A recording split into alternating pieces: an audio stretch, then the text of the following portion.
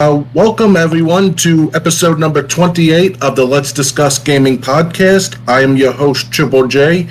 Joining me is my co-host, Dr. Games 101. Hello, people. Also broadcasting for the first time on my end on Twitch. So feel free to visit either of our Twitch accounts for our live broadcast every weekend or every other week from now on. Well, it's going to be I think it's going to be a simulcast every episode from now on. Pretty much, yes. You can go to his Twitch or you can go to my Twitch. Hopefully, we'll get people from both, followers list listening to the podcast.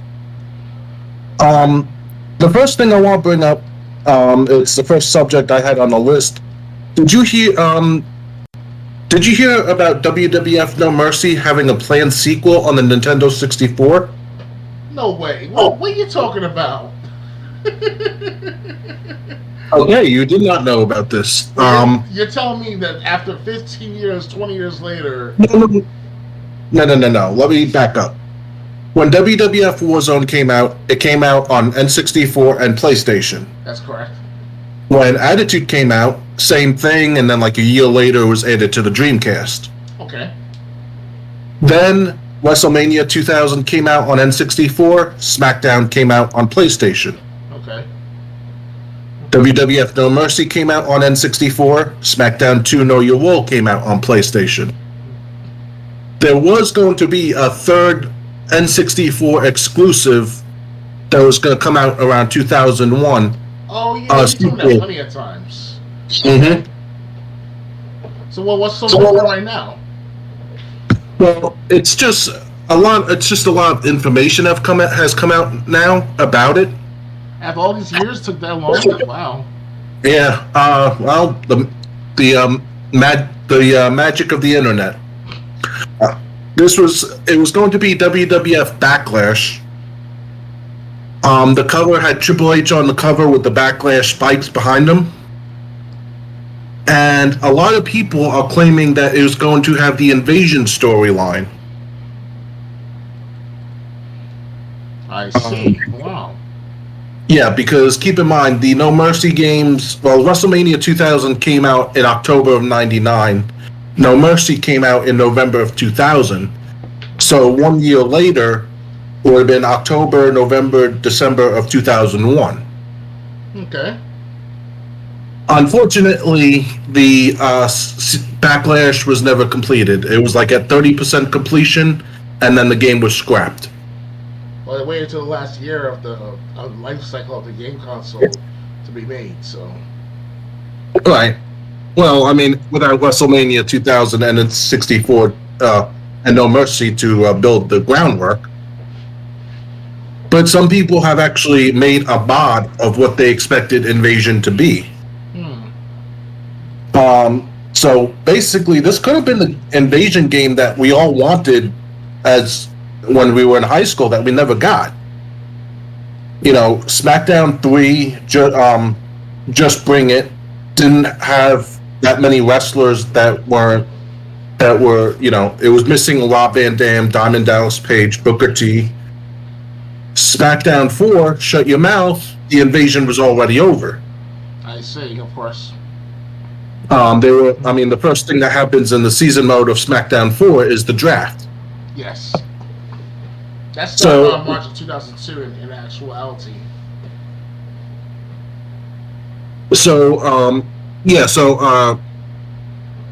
They were, but some people have made, like I said, they made a mod, because the modding community with WWF No Mercy is amazing. People made so many mods of this game. And it's just, just seeing all the characters that you could have had, both from WWF and from the Alliance. You would have had WrestleMania X7 arena, you would have had the Invasion arena, probably every arena from 2000, every arena from June of 2000 to May of 2001, maybe a little further, because I know Invasion was in July. Yes. But I mean, 2001. Huh? Invasion, the pay-per-view started, it was in July 2001. Yeah. So I mean, yeah. So I mean, I think, and especially if the game was going to come out at the Q4 of 2001, you'd expect they would have had stuff from the summer in there. Right, right. So what do you? So I mean, it just sounds like a game we missed out on. Well, we talked about this so many times over the years, on and off, since we were like teenagers, James. And I'm not trying to say that I don't want that to happen. Actually, relive the N64 years for a sequel to the matter, to the system itself, if possible, or maybe like release it on like on Xbox One or PS4 or something like that. But it had this moment to do it, to relive the matter, but how many people won't really care so much about the matter at hand? Is there enough wrestling video gamers out there who are still into trying to relive the Alliance era? That's kind of like, it'd be nice to see pay-per-view matches of it, like, in a sense with Diamond Dallas Page and Christian, Edge and Christian going up against each other, and Booker T and Stone Cold Steve Austin, and the Kurt Angle. Those are the good matches of that particular year that I like. And also the don't forget Rob Van Dam and Jeff Hardy. Oh yeah, there was obviously a brother versus brother fighting each other, Matt Hardy, Jeff Hardy. So that was always one of the best wrestling years of all wrestling history. 2001. Yeah, yeah. It's just how they handled the invasion angle. It's just how they handled it on TV. It could have been so much more than what they did. Well, it was actually so much more in my perspective, because I thought it was real at first, right? As a 13-year-old teenager, So because Vince McMahon wanted a divorce with his wife Linda McMahon, and Shane McMahon defeated his father Vince McMahon in a street fight in WrestleMania 17. I also have there's also the review here of WWF Action, because how every year WWF has a TV sequence where it's like at the end of every year to go over what happened or the highlights of the matches. Well, since they used to do that on actual TV, like that would be like the Christmas episode. Yeah, actually, I have that pay-per-view, but it's a recorded version of the matter, and it's very good. And it was so excited at first, but as you get older, you see other things. You're like, okay, I'm better here and there, but let's just say that the Alliance, that's like, if they can relive that matter, so be it. That's fine by me. I'll watch wrestling by then. Well, I remember like WWF ended 2001. Like I think they had like JR and King calling the action, like the 10 best matches of the year, and then they had like moments of special moments of the invasion, stuff like that. I actually have that on VHS tape somewhere. I gotta see if I still have it. Okay. They also, but the thing is, speaking of the invasion angle, they revisited this in WWE 12, the video game. Well, it was considered to be the 10th anniversary of the invasion, so. Yeah, actually, I didn't even think about that, but you're right. But it was the third. They had in WWE 12, they had 3 stories. You had to do the 3 in order, and the third story, you were a newcomer. And you won your NXT. You won your NXT season, so you got a contract. And all of a sudden, things are going fine until WCW wrestlers like Booker T and Kevin Nash are getting the chance to run the show. I see. Wow. They pulled the guest host thing. Like Booker T is the guest host of Monday Night Raw, and he goes, "Okay, the newcomer's gonna face Husky Harris. Loser is fired. Winner faces me at Clash of Champions." Oh, okay. And then John Cena's facing Rey Mysterio, who was your mentor in NXT. And then, so you're watching Rey Mysterio take on John Cena, cheering him on. All of a sudden, like Vader, Road Warrior, Animal, Booker T, and Kevin Nash come out. Wow. They throw John Cena out of the ring. They throw Rey Mysterio like into the third row of the audience. It's like when the Big Show did the same thing, threw Rey Mysterio on the other side of the arena. Then John Cena's like, looks at you. He's like, "Are you ready to fight?" And you look at the four guys in the ring. You look at Cena. And your guy goes, "I'm in. What's the plan?" John Cena's like, "Get in and start swinging." And they four guys take you out, and then you had guys jumping ship, like Rey Mysterio and Kevin Nash want you to join them. When you turn them down, Big Show tries to attack you from behind. Okay. And like he picks you up. Triple H comes out, low blows Big Show, pedigrees him on the steel lamp. And Triple H was like, "That's it. This invasion is over. At WrestleMania, it's gonna be me and Jacob Cass against you two. Winner gets control of WWE." Oh wow. So, but what my favorite cutscene of that whole time to do with the invasion, like war would be starting. It's 9 p.m. Fireworks are going off. You see at the top of the ramp, Vader and Road Warrior Animal pick up the Undertaker and throw him off the top of the ramp. Then you see through the view of the cameraman, he runs down the ramp. You see the camera you see through the view of the camera running down the ramp, going through the ring. On the far side of the ring, Randy Orton's fighting off Arn Anderson and the Big Show. And Randy Orton has Arn Anderson on his hands and knees. Orton does the punt to Arn Anderson. As Orton turns around, Big Show spears Orton through the steel steps. Holy shit. Yes. So that's really the closest thing we got to an invasion video game. Oh yeah. My sound effect makes me want to buy WWE 12, even though that's back in the 360 PS3 years. Yeah, or Xbox 360. But the only problem is, to get to that storyline, you have to play through Sheamus' story and Triple H's story first. Why those particular ones? Those are because it starts off in order. You don't even get a choice to choose. When it's your first time playing the story, it just drops you off in that. It just drops you off. It just drops you off in Sheamus' story, and then Triple H's story follows right where Sheamus' story leaves off. Oh, I see. So basically, it's like SmackDown versus Raw 2004, or the first SmackDown versus Raw 2004 game, where Eric Bischoff talks and the other wrestler talks, but you don't, in a sense. But you're required to go up against certain matchups with certain people at a certain time, in a sense. So it's similar fashion with this one. Well, I'm not to.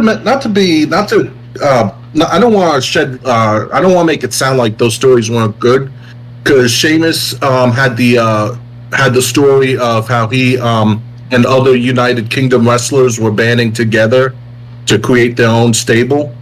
Okay. Like what happened is it was bragging rights. They had the 7-on-7 bragging rights match. And it came down to Sheamus and Edge against Wade Barrett and Cody Rhodes. Okay. The two teams of two meet in the middle of the ring, and Sheamus and Wade Barrett blast their own partners, shake hands, and leave the ring together. Then Drew McIntyre joins the group. Then Regal joins the group. And Regal was kind of like the mouthpiece or the fourth man, depending, if they needed an extra partner or not. I see. And they end up getting all the championships between the four of them. And you, as Sheamus, you have to win your match at WrestleMania with all the titles on the line. Okay. Then, when you win that match, you took out Triple H at Royal Rumble. As Sheamus is walking up the ramp, Triple H comes out at WrestleMania, and then this switches to Triple H's story. Okay. So, and honestly, it was Triple H's story that was the most boring. Anyway, that was the wrestling part of this, wrestling part game of this podcast. Right. Next subject, Metal Gear Solid, the level skip and the death animation. Did you hear about this? Well, we talked about Metal Gear Solid to be a remake for a PS5 sometime in the next couple of years. But that's about it, really. Okay, so that's not what I was talking about. Is in the original Metal Gear Solid, there's a way to skip the fight with the Hind D helicopter. No way, really? Yeah. Oh wow. When you're running up the steps, there's a couple ways to do it. I'll say the easiest way to do it. When you're running up the steps, you'll pass by a door that you don't have the card to open yet. What you gotta do is like stand up against that door, throw like a shaft grenade, and like the blast from the shaft grenade. If you do it right, the blast from the shaft grenade will push you past through that door. Wow. You can also like shoot your gun that doesn't have a suppressor on it, and like an enemy, and like if you're standing up against that door and enemies shoot you, you'll end up going through that door. But you have to take damage. Right. But yeah, there's apparently a way to. I heard that was the way to skip the Hind D helicopter fight. Interesting. And there's an undiscovered, recently undiscovered till recently death animation, where you're in a room filled with gas, and you're wearing the cardboard box. Okay. If you die, you run out of air. Like you'll see the cardboard box like tip over when Snake dies. Normally, in other games, the cardboard box would disappear and Snake would die like normal. Alright. But no, in Metal Gear Solid, they have a special death animation if you happen to be wearing the box when you die. I see.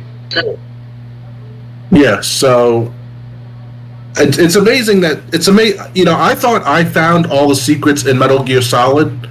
I know how to get like the secret video in the briefing section. But people are still finding secrets that we never thought to look for. It's like the Metal Gear Solid 5 game, Phantom Pain. After 5 years, someone discovered and dismantled the nuclear warheads, and it turned out to be like an actual 5, 6, 7 minutes sequence, like a 5-minute cutscene of sorts. We didn't expect that after 5 years later, since the release of that particular game. So anything's possible. Yeah, I mean, the developers know what they're doing at the time back then. Like they really know how to make sure they keep your money's worth to keep it onto these games from like 5, 10, 15, 20 years ago, and you still find new shit. There's even breaking records of like how to gain a certain amount of time, like with those speed runs, for example. One time I saw one guy beat Time Crisis 1. I know I can refer to Time Crisis, but Time Crisis 1, the guy beat the game in like 10 minutes. Not even. Wow. It took me 14 minutes, the smallest, to get there. After 5, 10, 15 years later, someone outbeat my score. So I can't believe that anything's possible. So, don't let the old games fool you that they're old. They actually have something still in there. Yeah, my younger brother said he was watching a Metal Gear Solid speedrun, and the guy beat the game like in an hour and a half. God damn. No glitches? No glitches? I don't know. I didn't see it myself, but apparently not, because my younger brother told me about this years ago. The only thing my younger brother said about the speedrun that he saw was that, like, when Snake was in the torture thing by Ocelot, okay, Snake gave up to the torture right away. Oh yeah, I did that one time. I gave up right away when Ocelot turned on the torture machine. I got it. I was able to get like some sort of special key from Ocelot, from Archon, and the ninja came back after I messed up on the ketchup bottle, and ninja destroyed the door for me and stuff. And I was like, wow, that's easy. Well, there's also ways to get. There's other ways even to get out of the torture chamber or holding cell. Oh, like there are plenty of ways to do that. There's the long way where you keep torturing yourself until you make it through for the third time, I believe. And then after that, you get the ketchup, the ketchup and the handkerchief from from us, from Otacon I just mentioned, that if you mess up, right in front of the guard, he'd be like, "Hey, what you doing with that ketchup?" It just, So Well, the third final way is when the guy was going through a diarrhea moment, the yeah. guard, and he just like fucking just rushes to the bathroom like, "Oh my god!"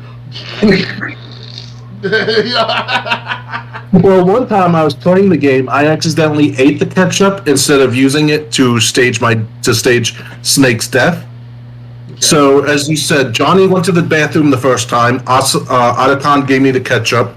I accidentally ate it instead of using it to stage the Snake's death. Johnny comes back. Johnny's the guard who had the diarrhea. Johnny goes again. He has to use the bathroom again, and then a stealth camouflage figure comes out, and Snake's like, "Otacon." The door opens. Yep. The stealth door opens. The stealth camouflage turns off. It's Gray Fox, and then Gray Fox disappears. I see. And Johnny would be also, if you look for Johnny, it turns out he was knocked out on the way to the bathroom. Right. So, but also, I do want to bring this up in the briefing. I may have brought this up before, not on the podcast though. If you watch do you remember the briefing section in Metal Gear Solid? Before you start the game, right? Yeah, it's all different videos of Snake and Colonel talking about like the hostages and stuff. Yeah, about how Snake had to get his head out of his ass and stop drinking too much. Well, anyway, if you watch every single video, and then you exit, you'll get a different video than if you just watch some of the videos and leave. If you watch some of the videos and leave, the final video you get before leaving the briefing section is Snake saying, "Let me go back to Alaska. My 50 dogs are my only family," stuff like that. But if you watch every single video, then leave the section, you get a pixelated video. You can't see anything. You just see like different colored squares. And Snake goes, "Give me your scissors." Naomi goes, "What are you doing?" And Snake goes, "I don't want to be mistaken for leader of the terrorist." Naomi goes, "Hmm?" And then you hear Snake cutting something. Okay. I think Snake was cutting like the other scratch on his face. Oh, okay. I'm thinking, like I said, the video was so pixelated you couldn't see anything. Right. And speaking of metal, huh? I really didn't know about that particular pixelated video. I never saw that one yet. Because I used to watch the videos in the briefing section. But I did too. I watched up to. You have to watch every single one. Yeah, there's like 5 of them, right? No, there's like 5 categories, and then there's videos that you unlock when you watch. So, like I said, even the videos that are available, like first there'll be hostages, and then there'll be another video in more detail on who the hostages are. You have to watch like every single video in every single category. Wow, I didn't know about that. Boy, this is all in the first Metal Gear Solid game, right? Yes. I gotta do that. I gotta try that sometime tonight. Not tonight, but sometime this next month, hopefully. Yeah. Also, since we're talking about Metal Gear Solid, I might as well bring this up. This also we could find on YouTube. There was a Metal Gear Solid reunion on YouTube where they had the voice actors and actresses of the game actually doing like a Zoom meeting. Nice. And what happened? And the thing is, like, I noticed David Hayter's name right away. Yes. I recognized the actress who did Mel and the actor who did Otacon, but then there were like a bunch of people I couldn't tell who they were, and like their names or the name they had under their Zoom screen, probably didn't. Metal Gear Solid 2 or 3 games, especially Metal Gear Solid 4. What? I said probably because most of those people you don't recognize, you haven't played the other games like Metal Gear Solid 2, 3, Guns of the Patriots 4, which is pretty much this was all Metal Gear Solid people from the original Metal Gear Solid, because the guy second from the left, they were asking a question, and the guy second from the left on the top row, he's like, hold on, just let me do something, and he goes, "Hello, brother," and I'm like, "Oh, that's a good snake," and then there was a woman like on the left in the second row from the top. She spoke with she's like the first, like she said something, and then like she slipped with like a Russian accent. I'm like, Sniper Wolf. But I didn't see the names I recognize as the voice actors. They must have had like a screen name on underneath instead, or okay. Well, yeah. It can also be like behind the scenes, like the artists, developers, the publishers, marketers, maybe. So. Yeah, but the thing is, if you do search for this like Metal Gear Solid reunion, these videos are like These videos are like between 1 to 3 hours. That's not bad. Yeah, if I guess if you got nothing better to do. Let's see, Metal Gear Solid reunion, huh? Yeah, I'll look for it too, or see if I can find it.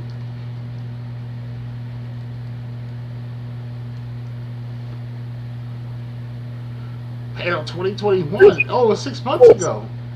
Holy crap! Yeah. An hour long. Okay. All right, we'll look at this later, of course. So. Okay. Next one. I want on Discord. I connected. Do you see? They have a new Life is Strange video game coming out, and finally, it looks like it's a sequel to the first Life is Strange. Really? Yeah. Are you on Discord? I'm looking at the screen now. Okay. Let me put this on Twitch so people see it too. Okay, I'm about to play the video on YouTube. Okay. All right. Peggy 16. Just think, Max. You could enter this photograph and change everything again. I have zero idea what I've done in that time. Chloe and me have a whole new set of old memories. I still can't believe William is alive again. It feels the same, yet totally different here. It's so nice to chat up another anime game. Max, you're being so fucking strange. Funny. I think I look older. Look at them. They have no idea what's in the future. Whoa. Rachel Amon. She's so pretty. I bet she would hate me. Nothing feels right about this reality. No fucking way. That's me? What are you doing here? Jefferson is coming after me again. No. I refuse to allow the mistakes to be repeated. Both past and future. He can also manipulate time. Talk about chaos theory. I fucked everything up. You killed my wife, Max. Whatever reality I'm in feels like a bad dream. Max. Can't you see the same thing is happening again? Can't believe he's real. I think he's a replicant. As far as I'm concerned, you're dead. You were pursued and slain, and your remains were incinerated.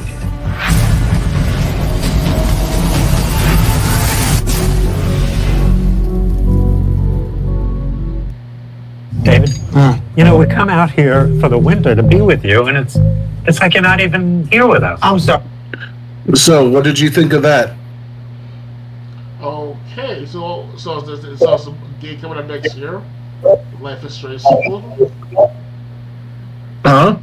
So So there's gonna be a sequel, Life is Strange, next year or two, right? Yeah, I don't know when. It was just shown like it says like E3 2021 on the title. Yeah, reveal trailer. So it might be in the next year or two.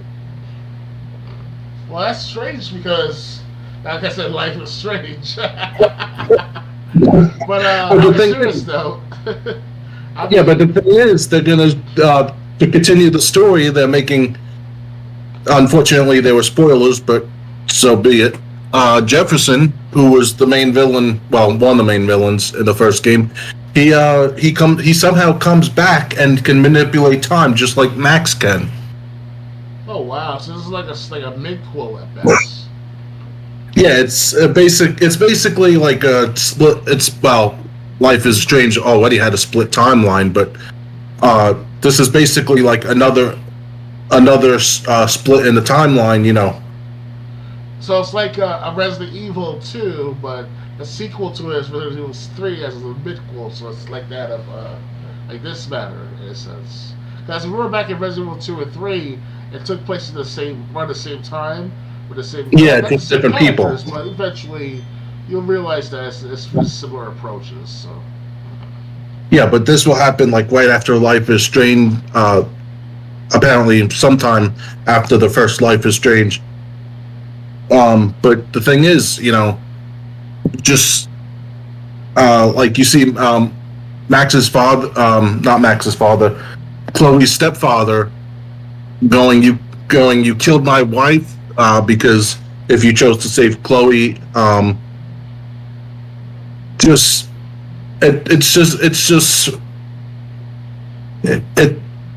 also trying not to spoil anything because I know you haven't played the game.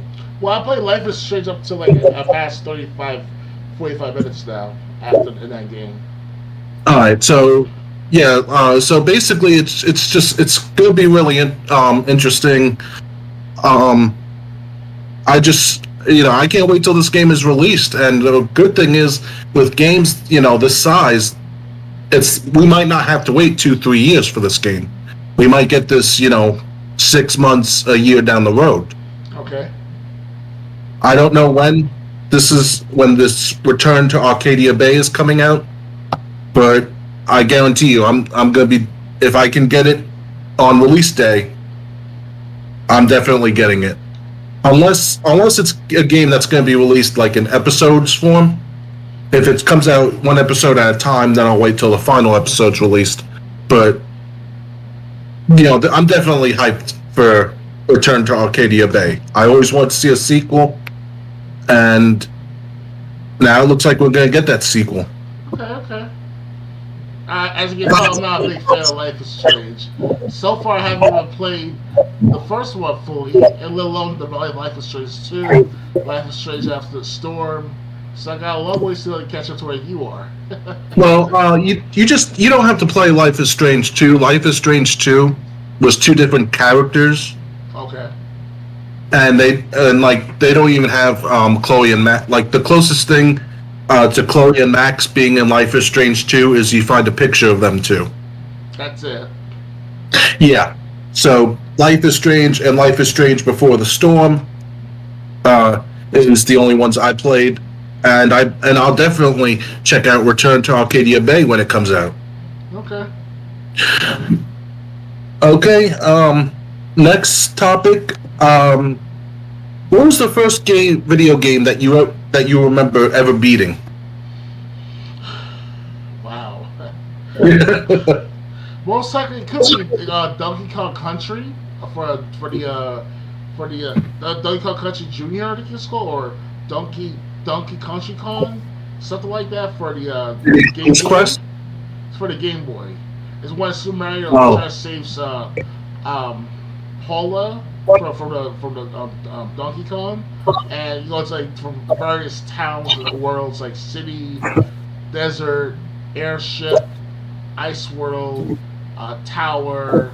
It took me a very long time to beat that game. I was stuck on the 3rd or 4th world where I'm in the forest, and I had to do some special jump on top of a bug that switched the switchers for the bug to go to the other side.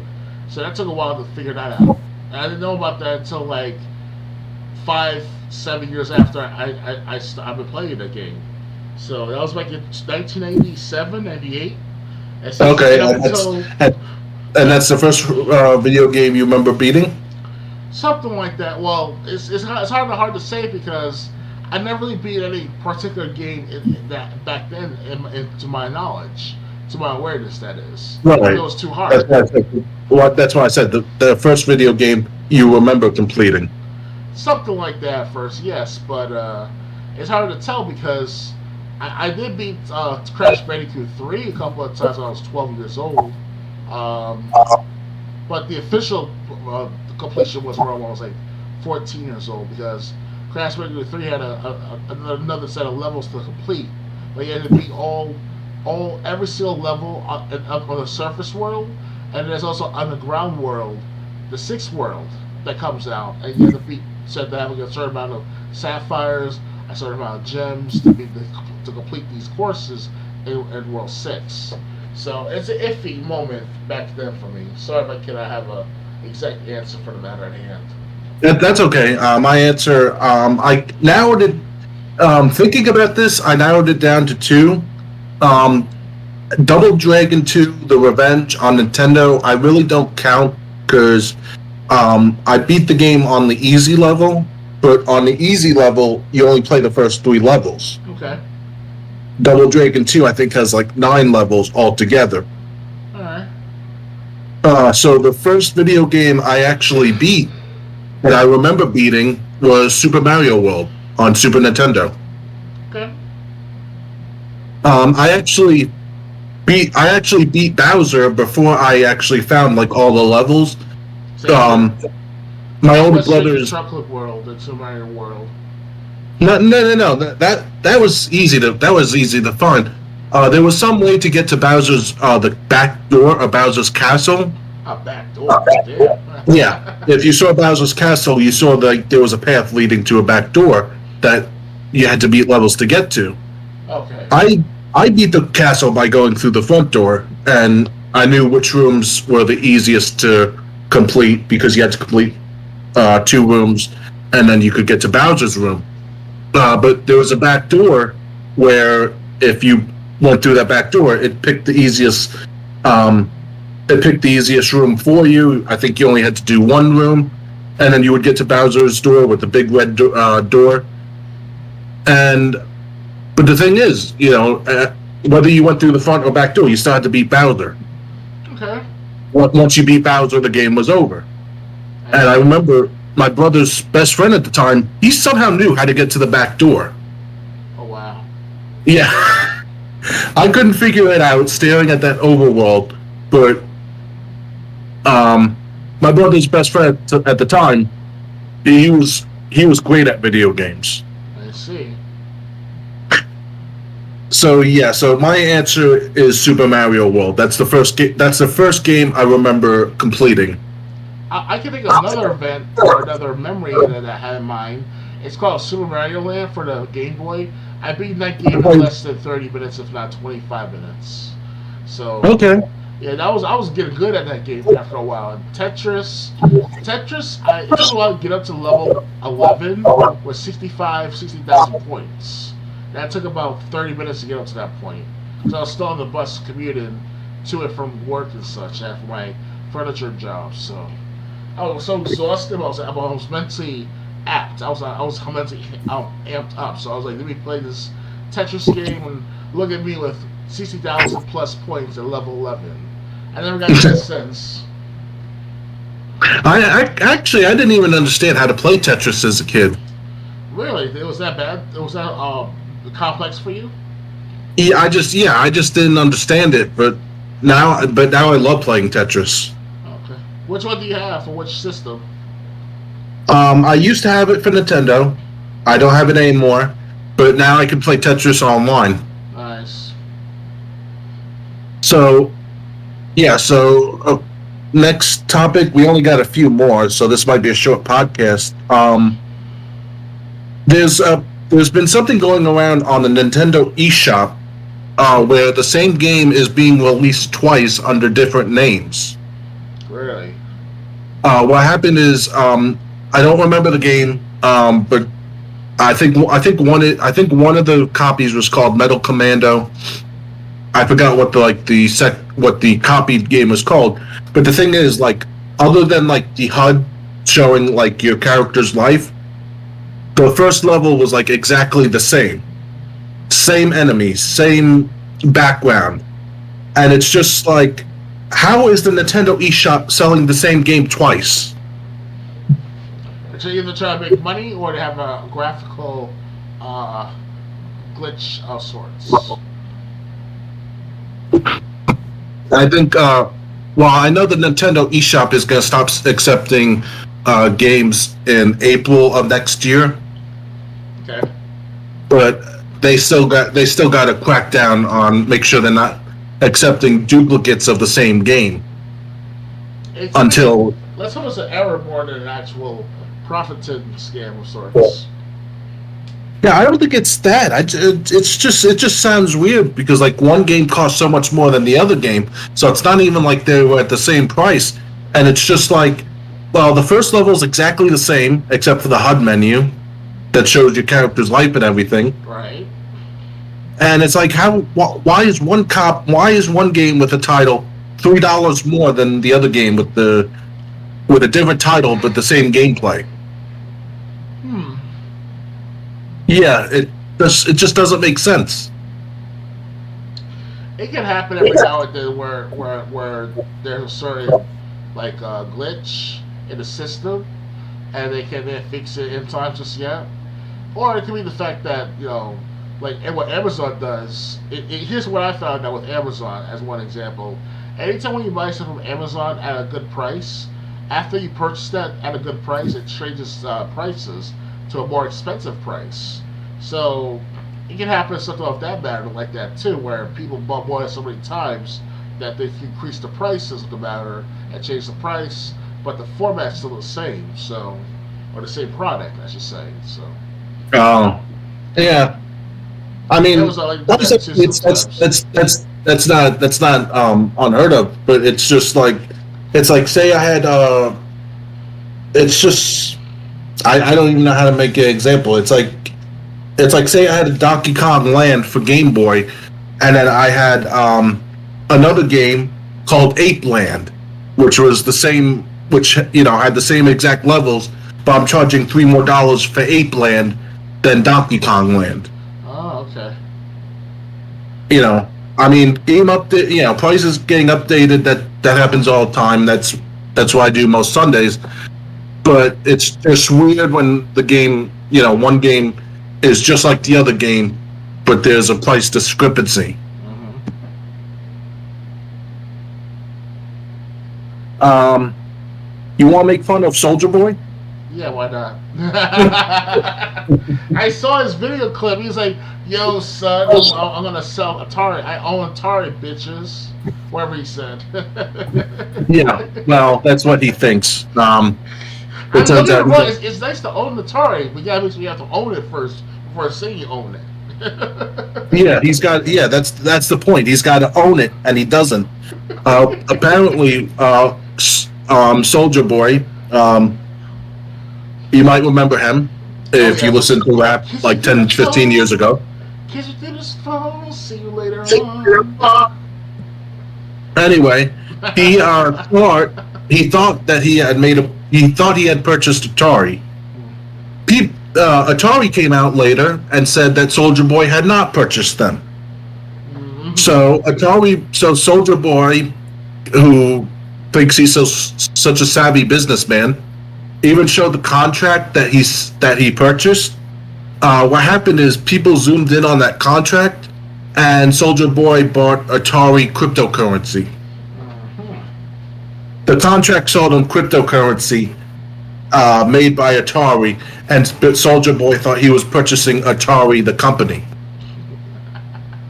Well, who made that cryptocurrency? Personally, Soldier Boy himself? I think Atari made the cryptocurrency because everyone's trying to get into that crypto market.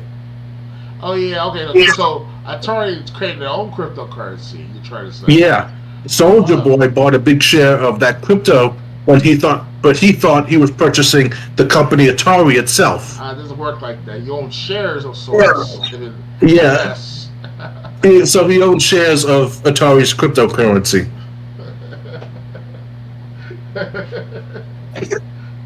You know, for someone who was like in the entertainment industry and the music industry, you think they would be smarter when it came to signing contracts.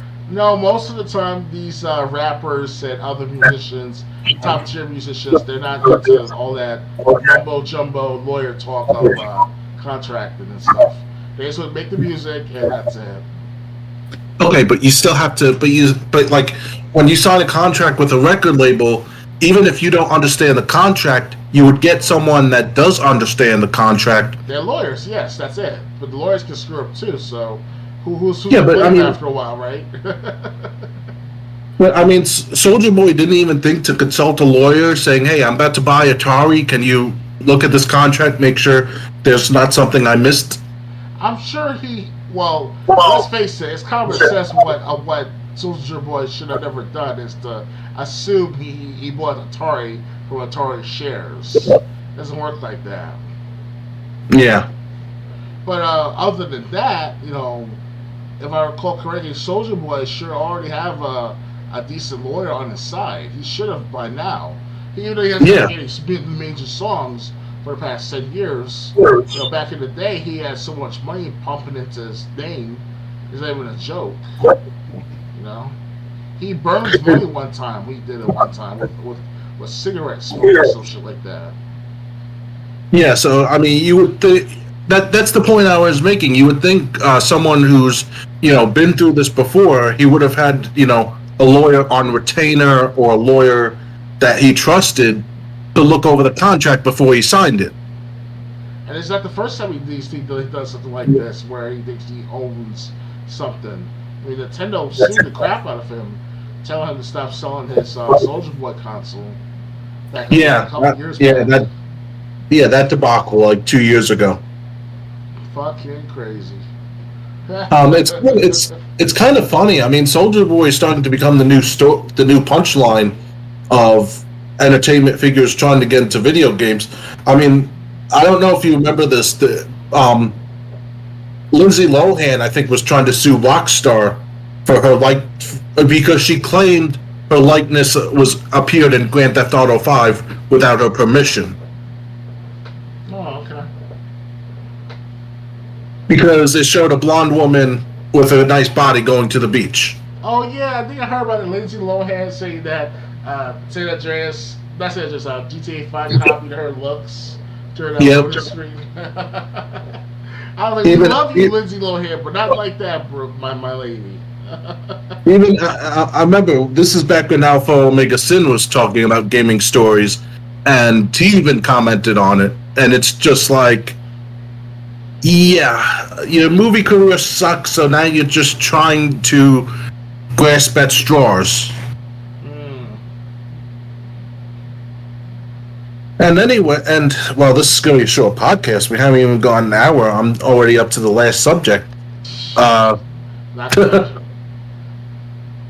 Yeah, so I guess, the last subject I have, the last news article, is Nintendo going after ROM sites.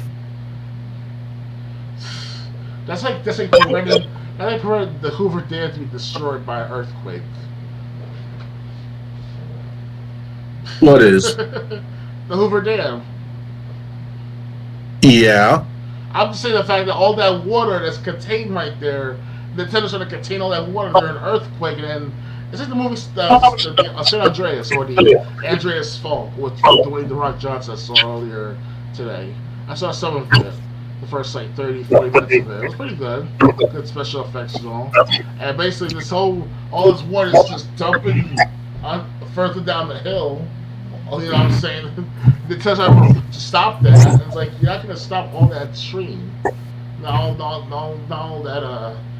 that gutter style type of water way. Okay, I have no idea what you're talking about. I was talking about the fact that, like you said, Nintendo's trying to go after these ROM sites that try to sell or buy or exchange games that they own, Nintendo. Yeah. But in essence, it's the internet. So with the internet, the internet's like this Hoover Dam. If you ever saw pictures of the Hoover Dam, and imagine there's an earthquake, like fucking, like, I don't know, pirates on an earthquake, and they shake the dam to the point that it just overflows with all this water streaming down, and Nintendo thinks they can stop all that. They can't. They just can't. Yeah. That's what I was gonna get towards. My analogy was gonna be, it's more like whack-a-mole. Once Nintendo does take a ROM site down, 3 more are gonna pop up that are harder to find. Yes. Good luck, but, Nintendo. And some people, even if their ROM site is threatened, they'll just take it down 6 months later when Nintendo seems not to care about it anymore. The website will come back up. It's, they could go after these ROM sites and they could find a majority of them, but they're never going to find all of them. Right. And just to go after all of them is honestly kind of stupid, because they're not leaving. Because if Nintendo would give people choices, like they had the Virtual Console for the Wii, what they offer on the Wii U and the Switch is nothing. Because like I said on a previous podcast episode, no, they don't have thousands of fans clamoring to play Jelly Boy. Definitely. So, but the games that people do want to play, Kirby Superstar, Donkey Kong Country Trilogy, let me think of Nintendo titles now, Castlevania 1 and 3, all these Nintendo, the Contra titles, all these games that people want to play that are so expensive, Nintendo could make a whole lot more money if they just worked with the crowd and said, okay, we're gonna have this service where you can buy these games again, just like we had on the Virtual Console. You want to buy Kirby Superstar, you can do it on the Switch. You want to buy Super Castlevania 4, you can do so on the Switch. Not give 4 games at a time, when 3 of the games are games people never heard of. It surprised me that games like Sega or not Sega person themselves, but the companies like Namco, Sega, even Atari, they'll work with current, or at the time that is, current gen game systems to make a compilation game of sorts of volume collections of games what they've made in the past. Nintendo, what was I saying? We've seen them making anything like that, a deal with companies like Nintendo or Nintendo the person themselves, and tried to ask Sony PlayStation to include their deal in making volume games like Nintendo Classics Volume 1, Nintendo Classics Volume 2. Nothing of the sort. They never thought about doing that. But Sega, and others, they've been doing that for years. Yeah, so I just don't. Do something Sony and Microsoft are doing. Like Microsoft, they got their whole store where you can buy 200 different kinds of games. Even titles for the Xbox 360 and Xbox. Definitely. Do something like that on your most current console. Do something that keeps the past alive, but because how hard can it be to offer these games for a set price? They did it on the Wii, and it was a big hit on the Wii. A lot of people purchased those games, and they would buy them again on the Wii U and the Switch if the Switch offered that kind of Virtual Console. But the Switch and Wii U offer just a fraction of what the Wii had before that Virtual Console was shut down. So and Nintendo could easily just carry that catalog over from when they switch from one console to the next. They could just bring over more games, but to no avail. But Nintendo would rather go after money they'll never see by suing people that run these ROM sites into oblivion. And these ROM sites, I bet they're very cheap to run anyway, like a few bucks at a time. So it's not like, this was billions of dollars not going after them, Right. Yeah. So it's like, I mean, yeah. So that's why I said a lot of these people, a lot that are getting sued, they're just going to file bankruptcy because of this because of Nintendo getting a judgment, and then Nintendo's not going to see a dime of that anyway. Pretty much. And I'm just saying, if Nintendo did what I suggested, they would have a lot more money. They would be making a lot more money than they already are if that's what Nintendo's after. Yeah. But no, they'd rather sue people and kill the past or take away the past instead of offering their own solution. Yeah. Anything else you want to talk about? I know this was a short episode, but I just want to give a short review in my perspective of a game called Psychonauts 2. You know about that for a second? Okay, go ahead. So, to those that were, played Psychonauts for last a month or two ago, there's a sequel called Psychonauts 2 that just came out about 3-4 days ago. And I played it on the launch day, and it's pretty good, I have to say. It's a much better gameplay than it once was back in 2005. And they kept the same art style like it once was back in 2005, but they enhanced the graphics to the point that, it's amazing. Like, just 2 generations later in gaming, Psychonauts 2 was like should be considered one of the best platform games of this year. And, basically, you don't have to play the first Psychonauts to understand the story fully, but if you want to know the whole story, you should. But if you want to go straight to Psychonauts 2, they'll give you a preview at the first 2 or 3 minutes at least of what happened in the first Psychonauts, and you'll like it eventually. And hopefully, I'll do more gameplay with my audience. If they're interested, comment and see what they think of the matter at hand. So, if those who are on my podcast version, you guys can see me doing more gameplay sometime next week or two. So, be on the lookout for that. Okay. Yeah. And me, I'm gonna try to do streaming. My computer was not the speakers weren't working correctly, which is why I haven't been on Twitch in the past few days. Luckily, that my speakers just started working again today. Right. And the thing is, today I was about to pack up my computer and get it ready to ship to the place that was gonna fix it, because it's still under warranty from that place. Okay. And, but when I discovered my speakers started working, it's like, what are they going to fix?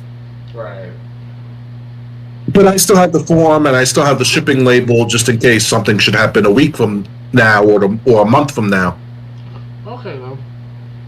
Yeah. So I plan to get back on Twitch. Of course, Sunday is days I update prices, but usually if I wake up early enough, I usually get that done with time to spare. Okay. And I think tomorrow, if I am on Twitch, I'll be playing Castlevania 3 Dracula's Curse that I got from the Wii U Virtual Console. Okay. And I'll just let people know in general, too, my situation. My birthday is coming up August 30th. So I'm going to play the Bouncer sometime 8 o'clock, after 8 o'clock that night for about an hour or two.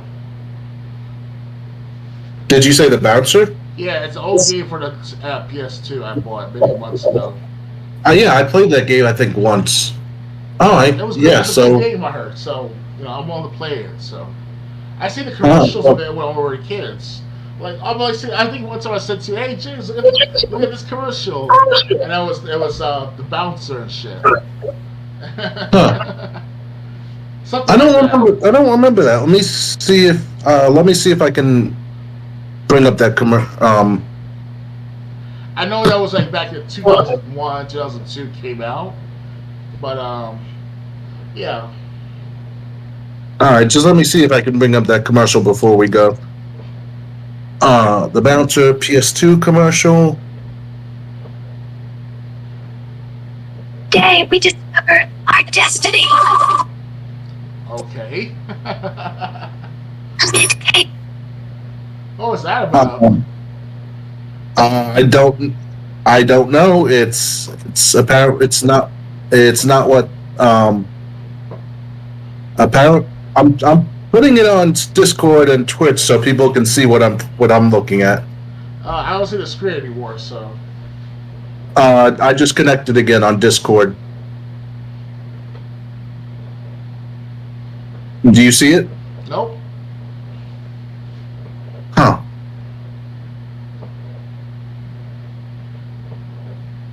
It's okay. We'll watch it some other time. Okay, now. All right. I mean, yeah, because this looks like it's not even. It looks like it's not even the game that you were talking about. Is there another one called the? Is there two different games called the Bouncer? I doubt it. It's just called The Bouncer for PS2. Type of that The Bouncer PS2 game, you'll see a trailer, at least one gameplay trailer. Okay, so yes, so all right. Yeah, and actually, the next stream in 2 weeks is going to be on September 11th. Really? Yep. Holy shit. The 20, and it'll be 20 years since 9/11. 9/11. Yep. So join us join us Saturday, September 11th at 9 p.m. Eastern. That's going to be the date of our next podcast. Goodbye. Good night, everyone.